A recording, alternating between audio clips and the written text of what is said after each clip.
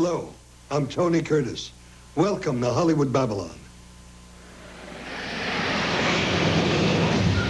Charlie Chaplin's explosive love affair with a 16-year-old man-eater nearly cost him everything. His fortune, his career, even his life. She called herself the Black Dahlia. Cops called it the most vicious sex murder since Jack the Ripper. Elizabeth Short was a classic Hollywood beauty until she went looking for love in all the wrong places and found a madman. Charlie Chaplin meets a real-life Lolita and Hollywood's grisliest unsolved murder. Next on Hollywood Babylon.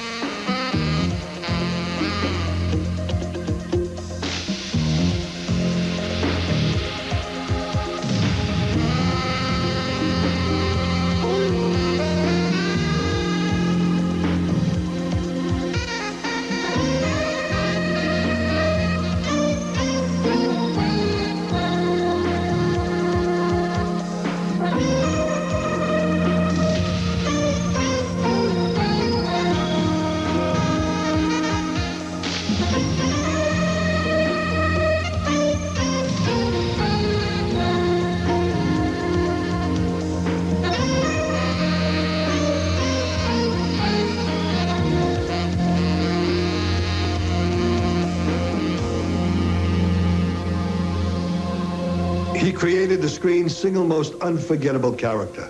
As the little tramp, Charlie Chaplin made the whole world laugh. But the English comedian's love life was no laughing matter. He loved young women, and it would cost him dearly. When he first laid eyes on Lita Gray, she was only a child of 7. By the time she was 16, she was Mrs. Charles Chaplin.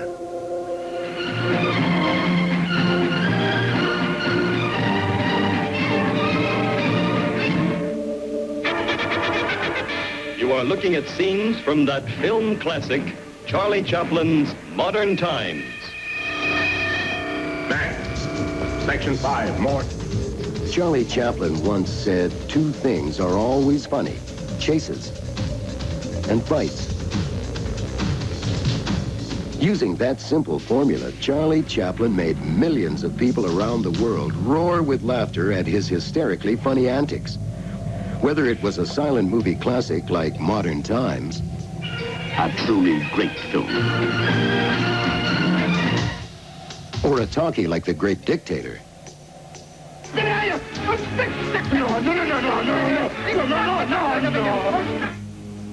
Chaplin's films were smash hits. Because of his success, he won the power to write, direct, produce, and star in his own productions. He could even write the music for them. By 1917, he was making more than $1 million a year. At the time, you could buy a 20-room mansion in Beverly Hills for about $25,000. With all that power and wealth, Chaplin was more than able to indulge his obsessive lust for beautiful young girls. Very young girls. He routinely married teenagers, girls sometimes 25 and even 35 years younger than himself. There was 16-year-old Mildred Harris, 18-year-old Una O'Neill, and Paulette Goddard, a beautiful 19-year-old actress. When Chaplin was 32, he hired a 13-year-old movie extra named Lita Gray to play a flirtatious angel in one of his pictures. And flirt she did. 3 years later, Charlie presented her with a starring role in his new production, The Gold Rush. He diligently coached her, shot miles of film. He even rewrote the script for her. In the end, The Gold Rush proved to be one of Charlie Chaplin's classic movies. But there's not a single scene with Lita Gray in it. Her performance was so bad, all of it was left on the cutting room floor. Not that it mattered much to Lita. By now, this tantalizing nymphette had bewitched her way not just into Charlie's heart, but into his bed as well. But strangely enough, it was played out under the approving eye of Mrs. McMurray, young Lita's own mother. Come on, Mr. Chaplin, rehearsing. Oh. Well, I'll be back. When Lita became pregnant, Mrs. McMurray threatened to have Chaplin arrested for statutory rape unless he married her 16-year-old daughter. He wasn't even sure the baby was his, but he knew his career would be shattered by a paternity suit, especially one brought against him by a minor. Chaplin gave in. Because Lita was underage, the couple fled to a Mexican village for a quickie marriage. So, Charlie, how's it feel to be a newlywed? Better than the pen. But it won't last. Hollywood Babylon continues after this message. What turns a seemingly normal human being into a cold-blooded killer? To really understand, you must delve into the minds of murderers. Bear witness to their tortured family lives, their secret fears and fantasies, the madness behind their shocking methods. Introducing the Library of True Crime, new from Time Life Books. Uncut and uncensored, it's an in-depth report of crimes for love, crimes for money, and crimes that defy all logic and humanity. Call now for your first book, Serial Killers, yours free to examine for 10 days. Keep it and pay just $12.99. Other books will follow, one about every other month. With hundreds of rare photographs, facts, and interviews, Time Life will help you understand the twisted motivations for unthinkable crimes. So call now for your free 10-day examination of Serial Killers. You won't just look into the eyes of a killer, you'll look through them. Hutchins Toyota in Springfield is the area's only Toyota dealer that can get you an interest rate as low as 5.75%. Hutchins Toyota in Springfield is the area's only Toyota dealer that offers you a $500 lowest price guarantee. And of course, Hutchins is the home of no money down. Buy anywhere else and you'll pay too much. Hutchins Toyota, 9th and Main in Springfield. The best interest rate, the lowest price, and no money down. He revealed the sons of Scarface. He took you inside the mind of Charles Manson. Now he's back. Geraldo Rivera heads up a worldwide manhunt for organized crime.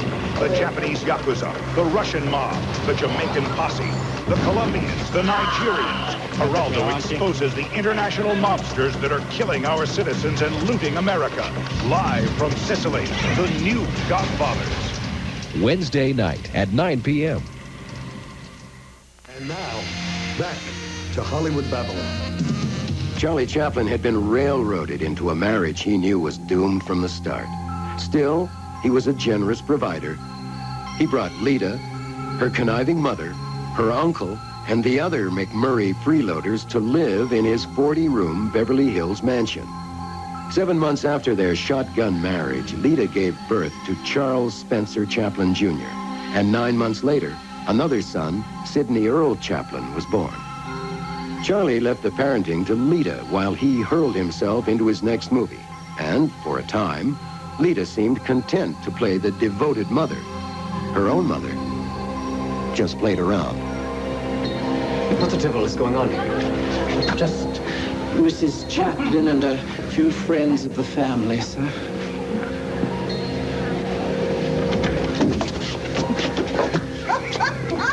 How can you do this to me? This is a damned brothel. You and your family are turning my home into a disgusting den of... Please, lower your voice. We have guests. I will not have this riffraff in my home. I want them to go. Now, do you hear me? I can't work anymore. I can't even think straight. I want them out. Now, immediately. Oh, I'm sick and tired of your preaching. I'm going to bed. By 1927, their bitter, seething marriage barreled along the exact collision course Charlie had foreseen back in Mexico. Where is she? Dawn, sir. Did she say anything at all? She did mention the word divorce, sir. What Chaplin did not foresee was Lita's treachery. She had told her mother everything, including detailed descriptions of the intimacies which went on behind the closed doors of the Chaplin bedroom. The scheming Mrs. McMurray had carefully written it all down and passed the logbook to her live-in brother, an unscrupulous attorney. Charles Chaplin's sexual attitudes and conduct were abnormal, unnatural, perverted, degenerate, and indecent. These demands were so revolting, degrading, and offensive to Mrs. Chaplin that she could only conclude they were a calculated attempt to undermine her moral and personal decency. All in the service of Mr. Chaplin's insatiable need for perverted sexual domination and control. Mrs. McMurray attacked the divorce hearing like a rabid dog. Publicly, she played the protective, outraged mother. Privately, she manipulated the press and tried to arrange lucrative backroom deals. If Charlie didn't ante up most of his fortune, she threatened to publish the names of the movie stars he had affairs with, including those affairs he had during his marriage to Lita. Chaplin's career was paralyzed, his public image in tatters. Lita's uncle, the lawyer, even had all of Charlie's property seized. Charlie became so depressed he was unable to work. He suffered a nervous breakdown and almost overnight aged into a weary old man. Instead of defending himself and his honor in open court, he tried to negotiate a ceasefire. Mr. Chaplin has agreed to a sum of $25 a week for... What? That bastard. Mrs. McMurray leaked her version of the offer to the press, which had a field day swarming over the stunned and helpless Charlie like wolves over a lamb. The adoring crowds which once applauded the little tramp now howled for his blood. To salvage what was left of his career and his reputation, Charlie finally was forced to surrender unconditionally. The divorce settlement was one of the largest in American history. One wag even called it the bounty after the mutiny. When everything was added up, it would amount to nearly $1 million of Chaplin's money. And greedy Mrs. McMurray insisted on sharing in the loot, right along with Lita and Uncle Ed. Like his good friend Fatty Arbuckle before him, the reigning king of comedy had been smeared as a villainous pervert. But unlike Arbuckle, Charlie's name and career merely had been wounded, not destroyed. Charlie would recover, and then stage an incredible comeback which would dwarf his earlier success. Charlie Chaplin's agonizing bedroom farce had at last reached the end.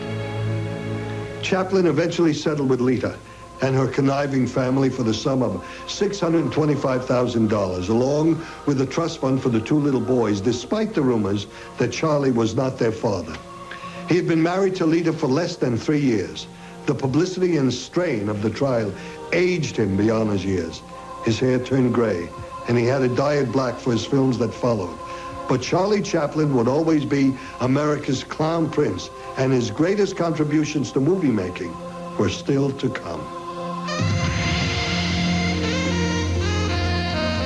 On a chilly January morning in 1947, the brutally butchered body of a young woman is found in an LA parking lot. Who killed the Black Dahlia? Next on Hollywood Babylon. You will receive cash. Yes, cash for Rolex, cash for Patek Philippe, cash for Cartier. Heritage Estate buyers will pay you cash for these men's wristwatches or the others I will list. Heritage is on a national search for watches. We will help you with cash if you own a Vacheron, Universal Geneve, Breitling, also Audemars, Movado, and Le Coultre. Your watch can be worth thousands of dollars if it's a chronograph, moon phase, or repeater. This is an opportunity for you to receive cash for a watch that's gathering dust in a drawer. Heritage Estate buyers will pay you cash for the fine men's wristwatches we listed, working or not. If you don't call now, you're losing money. Write down our number. We're ready to pay top dollars now. Time means money. Call Heritage now.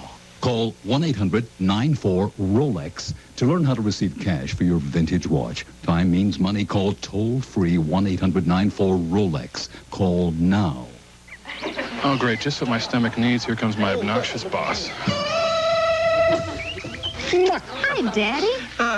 Boy. Better make it Maalox. Because for moments like this, nothing Mylanta makes neutralizes as much stomach acid as Extra Strength Maalox Plus. So why take anything else? We were just talking about you. Oh, nice, I hope. My mother's here, too. Great. Nobody knows your stomach better, so you better make it Maalox. Dad, does Mobile House have wheels? It only got here on wheels. Mom? Mom? Mom? Mom, where's my room? Oh, is it all mine? All yours. Way cool. I think he likes it. Today's manufactured home. Before buying your next home, call for a free brochure. 1-800-35-OWNER. What are you looking for? The wheels? No way. This is our house. Pacific Housing and Heritage Homes want you to be part of the American dream. January 22nd through January 31st, grab a piece of the pie during the winter celebration. If you want to learn the secrets of how to put a manufactured home on private land, then this is the one home show you can't afford to miss. Talk to experts in construction, financing, home building, and real estate. Remember, these seminars are free and seating is limited, so call today.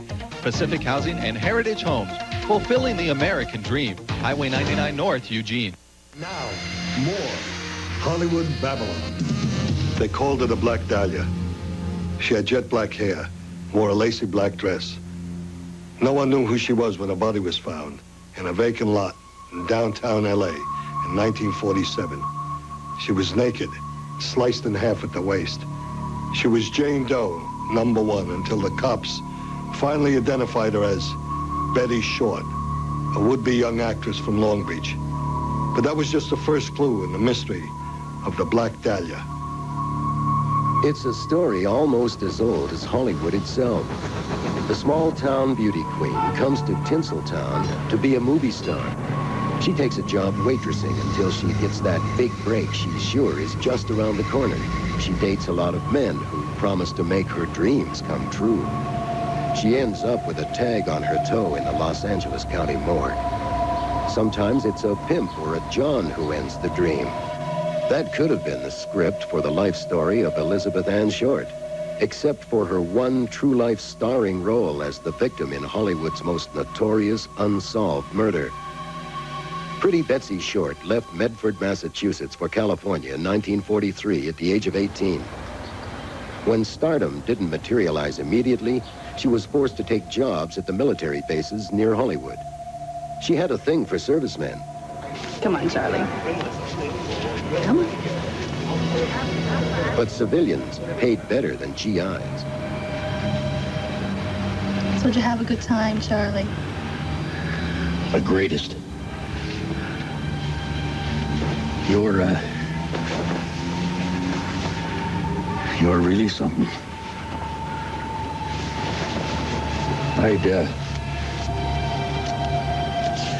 I'd like to see you again. Well, you know where to find me. Yeah. Bye. Bye, Charlie.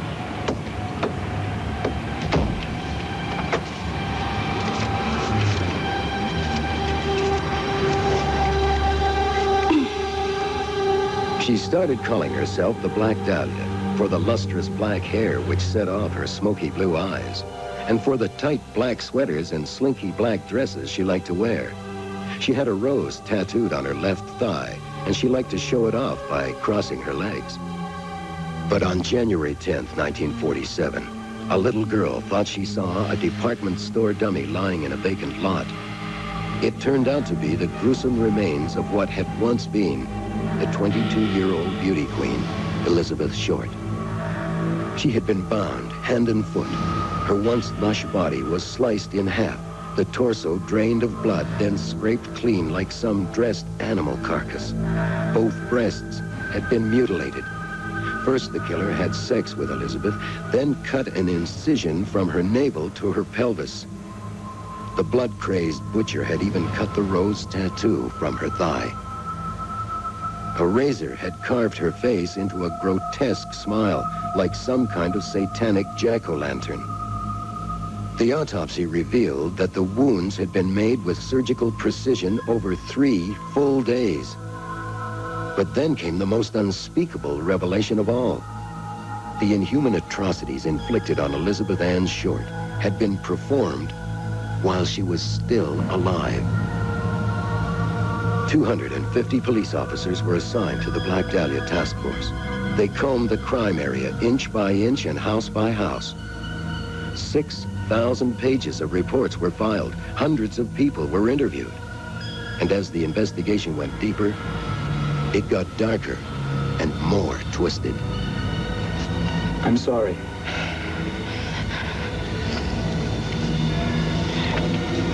I'm truly sorry.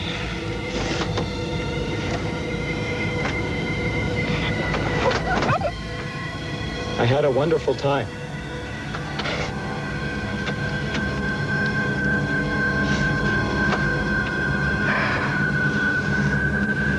I'd really like to see you again. Finally, there was a break in the case. The killer sent a note and a package to a local newspaper.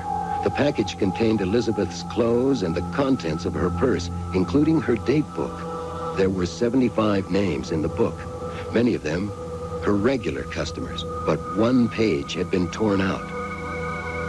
The killer's note promised he would surrender himself at the newspaper office within a few days. Police surrounded the building, but all that showed up was a second note. This one read, "Have changed my mind. You would not give me a square deal.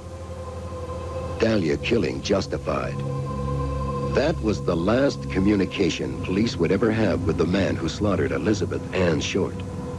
Authorities stepped up their investigation. Every name in her book was questioned.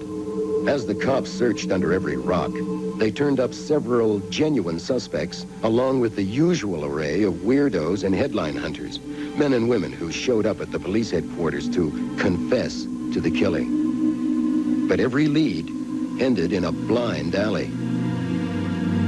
Finally, Phoebe Short, the Black Dahlia's distraught mother, remembered that her daughter planned to visit her sister in San Francisco.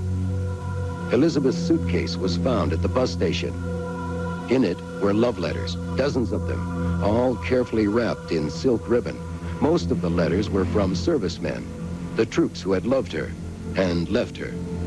But they provided no clue to the werewolf who left her shredded naked corpse in a weed-choked empty lot.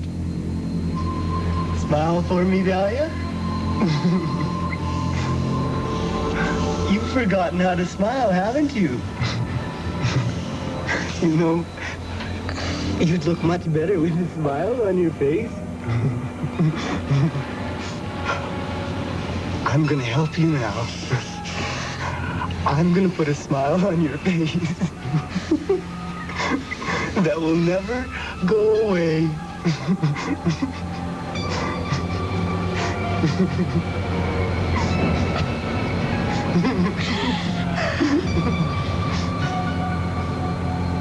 Experts were called in from everywhere, including Elliot Ness, the gangbuster who sent Al Capone to Alcatraz. Ness was hunting a serial killer who had butchered 64 people, many in a grotesque surgical manner almost identical to the Black Dahlia murder. That killer also had sent taunting letters to the police. Ness's primary suspect was a medical school dropout, the son of a prominent physician. But Ness never had enough evidence to arrest the man, or even to name him. And one more trail to the Black Dahlia killer ran into a dead end. For years, a steady stream of men and women came forward to confess to the murder of the Black Dahlia. Psychics, mediums, and fortune tellers all offered to help police solve the crime. Eventually, the parade of confessors dwindled down to a few. None of the self-confessed killers ever answered the three questions known only to the investigating detectives. The questions and their answers remain a secret to this day. The LAPD file on the Black Dahlia is still open. Howard Hughes was so jealous of Ava Gardner that when they were dating, he had her followed constantly by paid spies. One night after Hughes showed up at Gardner's house threatening her, she knocked the jealous billionaire out cold. We'll be right back with more Hollywood Babylon. The BBC, Turner Broadcasting, and Time Life Video dare you to take a walk on the wild side with Trials of Life. The gripping, award-winning nature video series that exposes the struggle to survive through uncensored, shocking photography. Join acclaimed naturalist David Attenborough for a close encounter with raw nature. See the the thrill of the hunt and the strategy of the kill, the relentless drive to continue the bloodline, and the miracle of birth. Call now and receive Hunting and Escaping for $9.99 and see why the law of the jungle is kill or be killed. If it captures your interest, you can get other videos about every other month. Each tape explores the harsh realities of survival in the animal world. Take a walk on the wild side with Trials of Life. Call now to order Hunting and Escaping and find out why we call them animals. To order your Trials of Life, call 1-800-356-7100 or send $9.99 plus $3.23 shipping and handling to the address shown on your screen. So you went to Hutchins Nissan and they had great deals, like buy an XE Sentra and receive air stereo and cruise at no extra cost. And Hutchins has the greatest 4x4 in the world, the Pathfinder. But 1993's hottest new car is the Altima. And Hutchins has over 30 Altimas in stock, starting at just $11,999. With Hutchins 5.75% financing and no money down, you could pay less per month for an Altima than any car in its class. And frankly, the Altima's a whole lot more car than 93 Altima. Only at Hutchins Nissan in Eugene. The police, come on out! In reality. On-scene emergency response. We're reality victims! In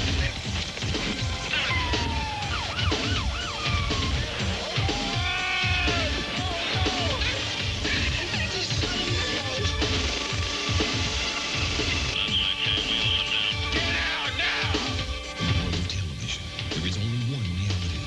Unseen emergency response.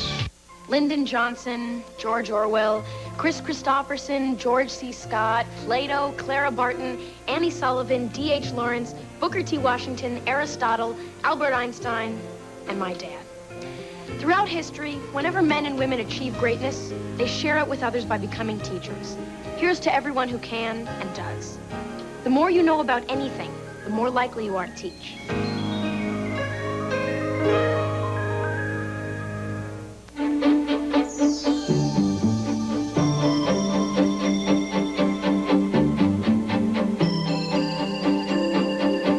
Got a minute? When I first got to California, I was under contract to Universal. They didn't change my name yet or anything. It was just the beginning of my career, about 48, summer of 48. And they sent me to MGM to take some photographs with a cameraman named Eddie Estabrook. We were going to use the back lot at the studio for a lot of these shots. We worked for about an hour, and then I was through. So I roamed around this incredible studio, MGM lot. I saw pictures being shot, people back and forth, and I ended up in the commissary. Had a glass of milk and a piece of apple pie. And there was this really good-looking girl sitting next to me, you know, kind of light hair, sweet face, and she looked familiar. I wasn't sure who she was. So I said, hi, and we started to talk, and I was flirting a little bit, enjoying her company. And before I left, I said, I'm just new in California, and my name is Bernie. She said, my name is Judy. And it took me about 10 seconds after I left to realize that it was Judy Garland that I had met and flirted with. Thanks for joining us. See you next time on Hollywood Babylon.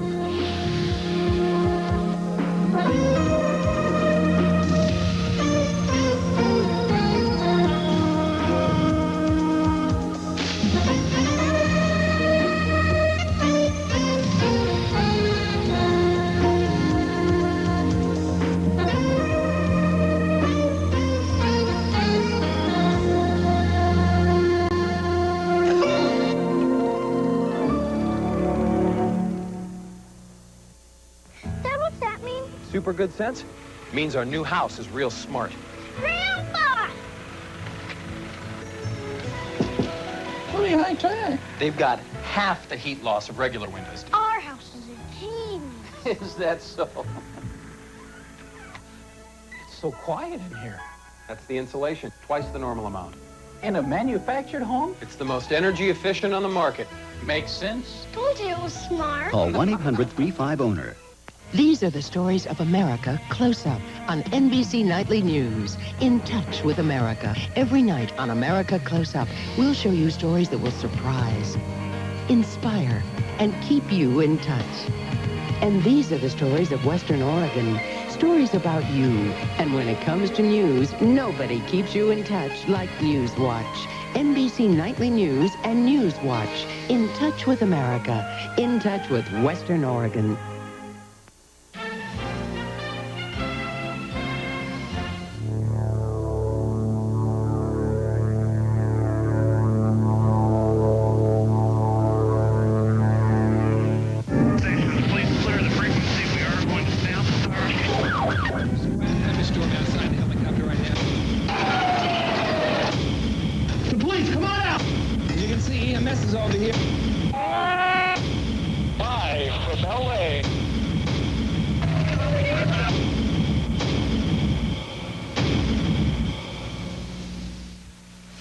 Hello, everybody. I'm Dave Foreman. This is On-Scene Emergency Response.